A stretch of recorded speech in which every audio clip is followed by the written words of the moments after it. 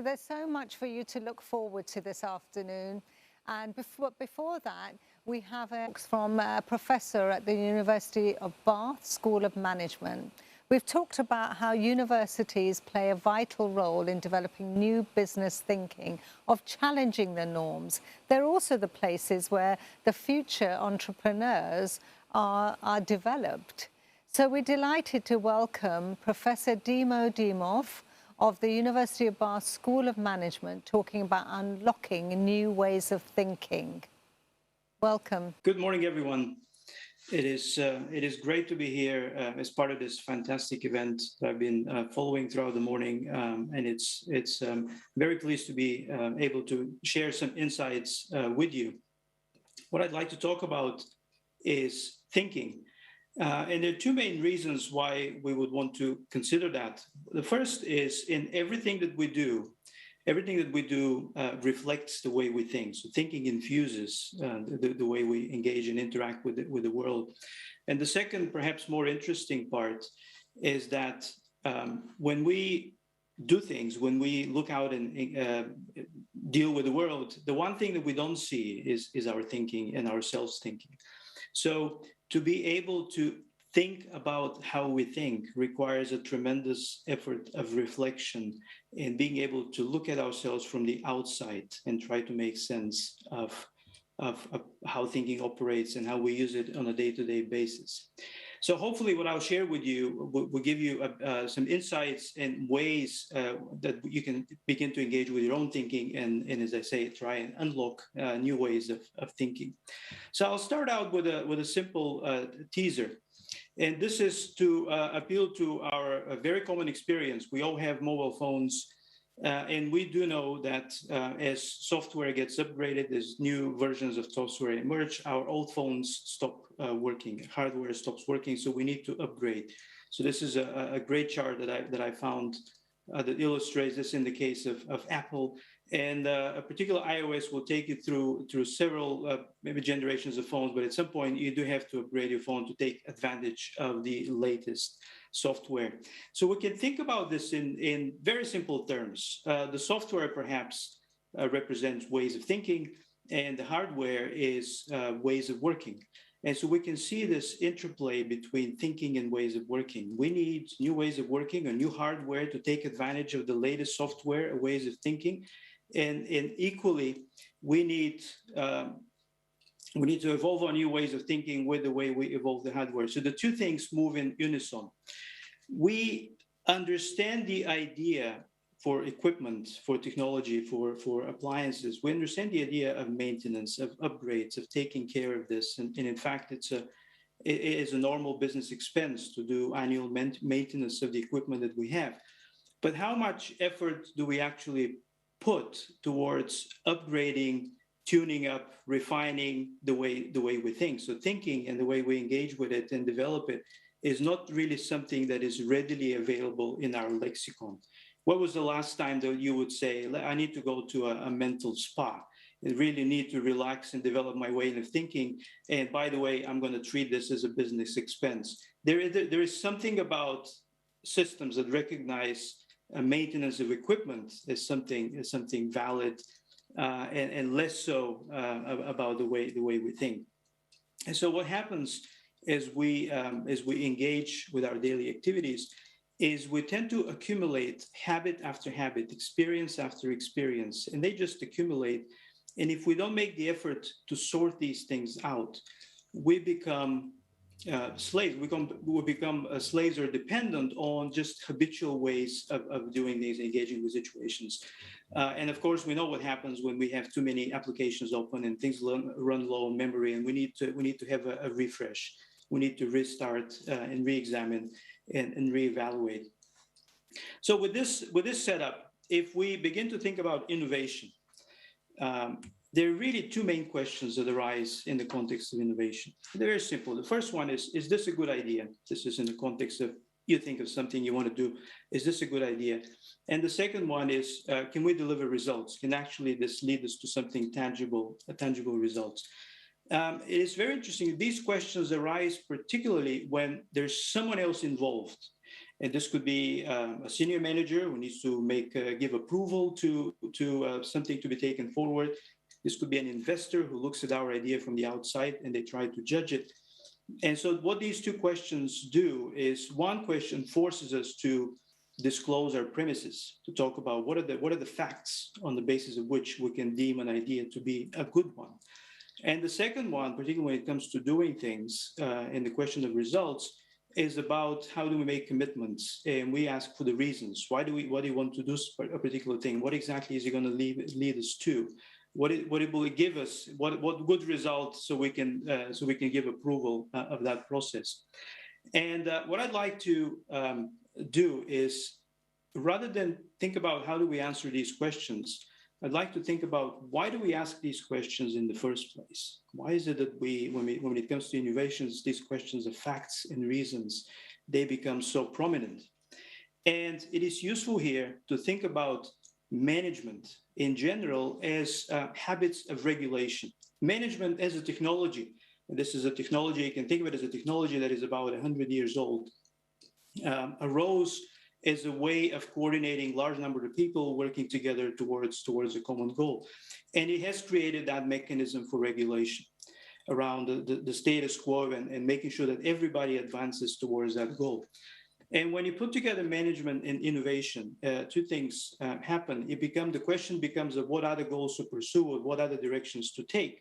But that regulative mechanism is not an easy one to change. And therefore, what happens is, in effect, management puts two fences on either side of the status quo. One is what I would call the fence of relevance. And what it serves to do is to constrain our imagination. So very often people with vivid imagination and lots of ideas, they could be discounted as they could be wasting their time, disruptive, or this is not really seen as relevant to what we're trying to do. And so this is easily discounted. And so too imaginative things are kept out. The second fence has to do with justification. In whatever we try to do, we have to have a way of justifying it. And what that does is it prevents us from experiencing serendipity, connecting with things and leading to surprises, and many of them positive surprises. And so when we think about how these two mechanisms work together, we begin to see that this attempted regulation represents one way of engaging and managing our organizations. And I would describe this one philosophy as an attempt to know before we do. So know before doing. And this could be perhaps best described as something that aims to minimize mistakes. This is something that we see quite a lot. And the second one is to eliminate surprises. So we just want to know things. And I'd like to use the metaphor here of effectively rock climbing, where we can think about innovation as almost trying to carry the entire weight of the organization upwards. And we want to make sure that we secure the ropes to very, very stable places so we can lift everything. So this is where this sense of minimizing mistakes and eliminating surprises comes in. But this is one way of thinking about and regulating and working with our organization. A second way would be one where we need to do before knowing. Sometimes we just need to do things. And the best image that comes to mind is from the third film of Indiana Jones. And this is the leap of faith, when by stepping into the abyss, the invisible bridge opens up, but it reveals itself, but it doesn't do so unless you take the step forward. And what this philosophy of do before knowing, this is designed to maximize exposure and effectively to seek surprises, seek new experiences, seek surprises, and see the connections that we can build that way. And of course, we, by definition, cannot know the places where this approach would take us. It is very interesting that we have a tendency, when we look at two things, we have a tendency to say, well, it's either going to be one or the other. Which one is it? So we always want to synthesize. We want to reduce things to a single most important thing and deal with that. So we have a difficulty with managing, the continuum between two things. And the best way to express that, so it's not about minimizing surprises or maximizing exposure. It's about finding the right combination between the two. And if you want, a simple way to express that would be to think of these two factors as multiplicative rather than additive. When you have a simple multiplication, what happens if you set any one of the terms to zero, the whole thing is zero. So it's not about how much you regulate and how much you allow and seek surprises. It's not about doing one or the other. It's about doing these two in combinations. Now, this idea lies at the foundation of an approach we've taken to understanding the way we think, which is kinetic thinking as a framework, something that I've developed together with a friend and colleague, Professor Joseph Pistrui from the IE University in Madrid. And what this recognizes is that regulation on one end and novelty on the other are two extremes, if you wish, that mark the way that systems, organizations, businesses can behave. So at one end, they can be either fully regulated, where everything is rigid and ordered, and at the other end, you can think of them as disrupted, chaotic, where everything is constantly novel, constantly churns. And the question then becomes, how do we find a balance on that continuum so we can steer a direction, metaphorically in the middle, so we can take advantage of things when we need to regulate them, take advantage of things when they have to be novel. Now, when everything is regulated, the next novelty is really a breath of fresh air. Equally, if everything is constantly novel, an attempt to regulate and make sense and organize things is also a breath of fresh air. So this attempt to navigate that continuum, and I like the metaphor of a rower, and the two rows the oars that we have to try and navigate that. They're attempts to organize and think about what we do and what we see, and these are the two levers of thinking. So in terms of seeing, what we see is a continuum between structure at one end, where we see everything is organized in facts. We ask the question, what is there? And at the other extreme, you can also ask the question of what is not there, what isn't there. That's the question of openness. And it turns out quite a lot of things aren't there. Look around yourself, around the room, and you can see the things are there, but now ask the question, what is not there? And it turns out quite a lot. This is where your imagination can really run wild. So we can see things that are not there yet. We can see things as the beginning of something new. When it comes to doing things, that continuum is marked where at one end, we look for reasons, we look to justify what we do. And typically, this is the question, why? I want to do something, you ask, why? But at the other extreme, this is another way of doing things, which is to be playful. And this is what play represents. The question is, why not? I want to do something. Why not? Let's see what happens. And perhaps that takes us to an interesting place. And again, this is a combination of these two levers, seeing and doing, each operating in between two different extremes. So when we put these two together, we've developed a simple tool, what we call metaphorically a mirror, that gives us a way of understanding how we think, what we term as thinking style, kinetic thinking style. And the idea behind the mirror is that it gives us a sense of where we are. And when we combine to understanding of all the different ways of thinking that are possible, gives us also a sense of the ways in which we can develop. So the mirror put on a map, we get this map of 4 kinetic thinking styles: focused, playful, incremental, and breakaway. And you can see that each of these styles represents a combination of how we do things, or attitude towards uncertainty, whether we rely on reason or we prefer to be playful, and what we see. And that's in between structure, attitude towards possibility, in between structure, what is there, and openness, and as what is not there. When we deploy that tool with organizations, we can begin to map the way people tend to think, the habits that they have of thinking within an organization. So we can start thinking about organizations as clouds of thinking, the way thinking is distributed in between this. So when we do what we call heat maps, in this case, we'll be able to compare, this could be teams, this could be organizations, and see where thinking is most prevalent, what the habitual ways are. And that immediately gives us a snapshot of where we are. And because it's put on a map, it gives us also a sense of what the blank spaces are. And these are spaces that we can try and deliberately occupy with new ways of thinking.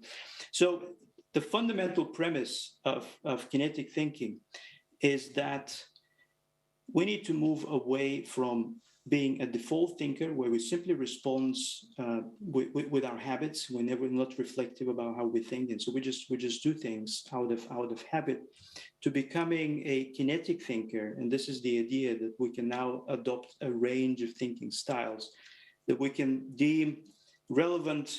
Some are relevant in some situations, others in others. We can begin to see thinking as part of a toolbox. And that toolbox has these 4 different styles. And depending on what the situation calls for, we can reach for one tool, one style, or the other. And that gives us a range of actions. So you can imagine that sometimes in a new situation, it makes sense to say, okay, well, let's just indulge it. Let's play with it. Let's see what happens. New information comes in, and you can start thinking about this information. Is that something that we should discount as irrelevant, or does that take us into new space that we never imagined possible? And we can begin to explore that as well.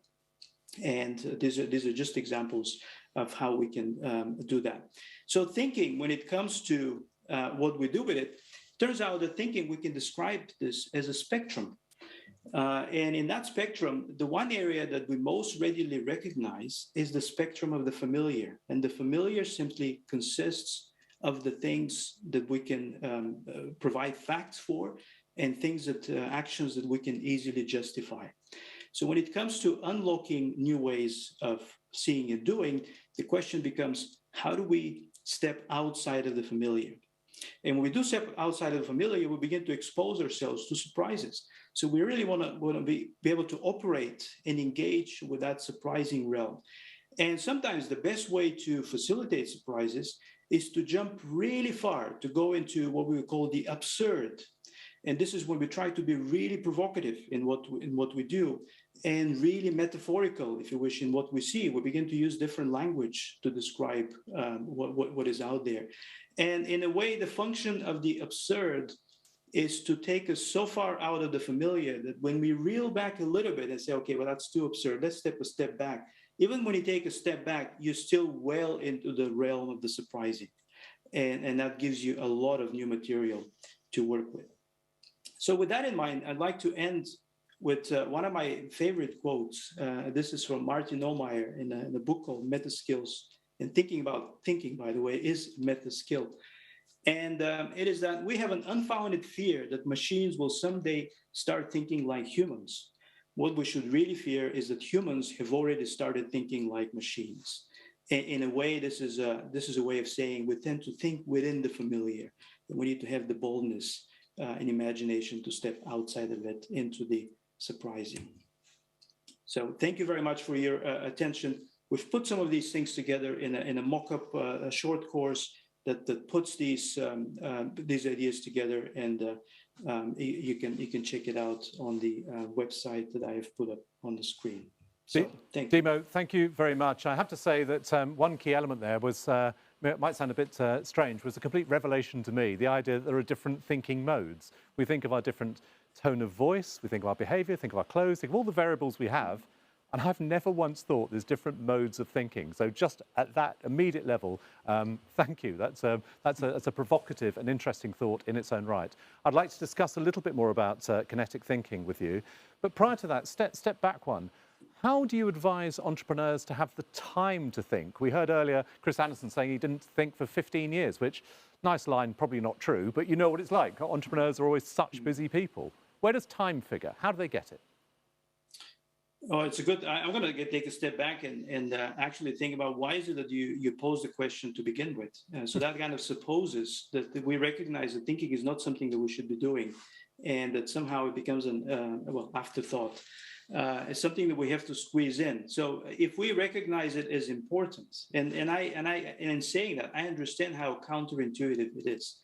Imagine as part of a working day that you just take half an hour to take a walk. You know, a great way to think is to when you move, to take a walk, but recognize that this is not your break time. This is part of your working day. Now, this is a really new way of thinking about work. And we'll say, well, that's very unusual. We can't do that. Well, guess what? A year ago, nobody thought that we would be having conferences online. I never thought that I'd be delivering speeches in my living room. And yet here I am. So what was unthinkable just a year ago is now becoming part of the normal. And so sometimes it takes that simple courage of actually, thinking is work. And if it's recognized as and if we think it is important, it needs to be made part of that. So this could be as simple as blocking out calendar time that just says thinking. And thinking doesn't mean doing nothing. Thinking is one of the busiest activities that we can do. And in fact, I can tell you, when I think, I sweat a lot. And for me, it's a clear sign that a lot of work is going on. Blocking out thinking time is absolutely vital for us all, but that's a very good prompt to it. In a sense, whilst much of what you've talked about and how you framed it is quite new, some of this thinking has been around for a couple hundred years. It sounds very familiar and similar to John Keats's negative capability, the poetic state of living in mysteries, uncertainties and doubt. Nothing new under the sun? Well, in a way, yes, but it gives us it prompts us to think about the way in which we've evolved in our working practices and habits away from revisiting these key and core ideas. So in a way, this is a way of prompting us to reconnect with what could be seen as all ideas we tend to forget about. They just fade into the background. And then they arise when we start worrying, well, how do I make space for thinking, or how do I make space for new ideas when we have these practices and processes and procedures that make it really, really difficult to engage with new ideas. But guess what? These are practices and processes and procedures we've created ourselves in the same way that we just pile one thing over the other and things can become cluttered.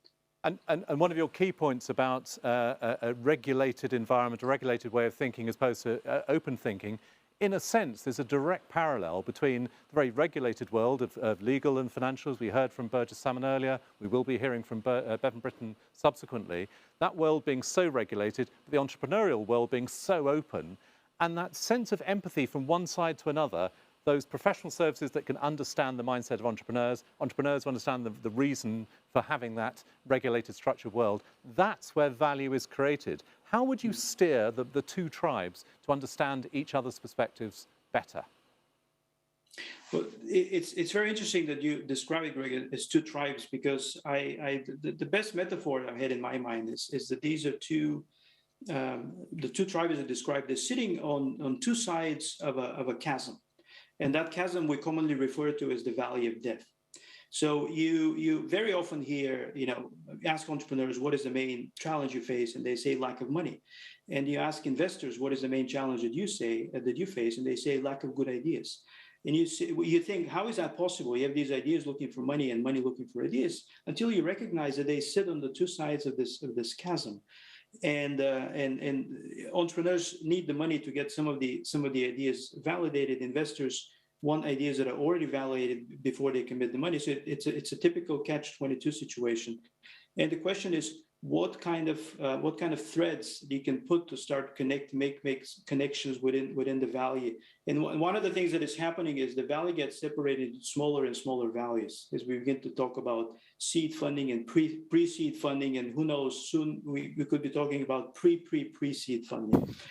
And in a way, at some point, we have to just go out on a limb and say, look, if this is a person who has the conviction and they have the ability they know a lot about an area, they have this conviction to take for, let's just give them the benefit of the doubt. And very often this requires not really risking much. We tend to think about a project as if we have to fund the entire thing.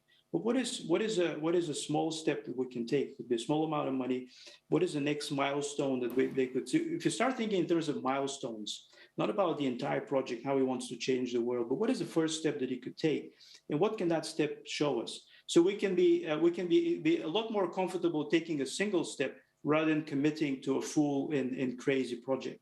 But a single step is easy. So if we start thinking in terms of single steps, then this could become a lot easier in the process. But we have this idea of capital budgeting from organizations where you fund the entire project, not just a single step. But again, that's a function of how funding processes work. Yeah, it sounds like that Chairman Mao line that even the longest journey begins with a single step. And another quote that you referenced, the Valley of Death, the Tennysonian Valley of Death. Not quite that. That's a bit too much. But in a sense, there's another form of two tribes here. There's the two tribes of academia, more your world, theoretical, analytical, exploratory, and very, very provocative in thinking, as I referenced at the beginning, but with the more practical and more action-oriented world of business. How do you attempt to, if not fuse, but to bring those two together to add value in the way that the University of Bath does through the School of Management? For me, the value arises out of the conversation. So this is not about keeping these two tribes, as you say, separate, but it's about having the ongoing conversations. I find, and the feedback usually that you find is that people in practice, entrepreneurs on the front line or investors, they find conversations with academics very refreshing, because we have the ability, and this is in fact what we do in academia. Our role is to invent concepts, and the concepts is effectively new ways of seeing and talking about the world. So in a conversation, we could be a source of this of concept, we a source of new ways of seeing, and all of a sudden that can become very, very instrumental in how in practice we organize our activity, and vice versa. Sometimes we can be very frivolous with the concept that we have, but the conversations with practice give us the anchoring that actually certain concepts can have bite. And again, this is about navigating the continuum and finding the right balance between theory and practice. But you cannot just ignore theory, just like you cannot ignore practice. As Kurt Lewin once said, he's the father of social psychology. There's nothing as good as a practical theory. Nothing as practical as a good theory. Sorry, I almost got the quote right or wrong. You've dropped in so many bon mots this morning. There's an awful lot to take in, and I would say to anyone watching this, of course, we naturally look to the four universities in Bath and Bristol in terms of the value they add, in terms of the development of new technologies and patents, and of course the students, but perhaps also consider the universities, such as we've heard today from the University of Bath, as repositories of really smart thinking which will benefit business. Dimo Dimov, and to the University of Bath, thank you very much indeed for your talk this morning. And yes, that presentation will be on the site shortly. Thank you very much indeed. Thank you. Thank you, Greg. Thank you.